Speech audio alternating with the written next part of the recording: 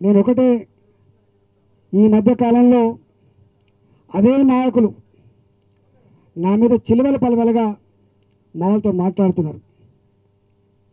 ఈటల రాజేంద్ర గారికి బంగారు పల్లెంలో పెట్టి ఎమ్మెల్యే సీట్ ఇచ్చినాం, బంగారు పల్లెంలో పెట్టి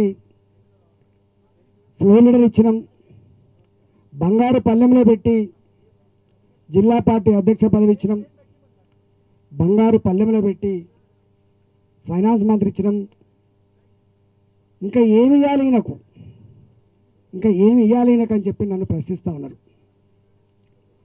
నేను అడుగుతా ఉన్నా,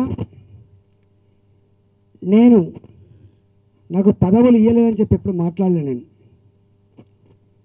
నాకు ఎమ్మెల్యే పదవి ఇచ్చినప్పుడు పొంగిపోయిన నేను, జిల్లా పార్టీ అధ్యక్షుడు నియమించినప్పుడు పొంగిపోయిన నేను, ఫ్లోర్ లీడర్గా ఇచ్చినా మంత్రిగా ఇచ్చినా సంపూర్ణంగా నా శక్తి వంచన లేకుండా ఆనాడు ఉద్యమాన్ని న్యాయం చేసే ప్రయత్నం చేసిన, ఇవాళ మంత్రిగా ప్రజలకు సేవలందించే భాగ్యం పూర్తి చేసుకొని ప్రజల ప్రేమను పొందిన వ్యక్తిని, ప్రజల చేత శబాష్ అనిపించుకునే వ్యక్తిని ఇవాళ నేను. ఇవాళ నన్ను నిన్న టీవీలలో చూసిన, నిన్న మొన్న ఎమ్మెల్యే పదవిని కూడా ఎట్లా తొలగించాలని ఆలోచిస్తున్నట్టుగా వారు చెప్పిండ్రు.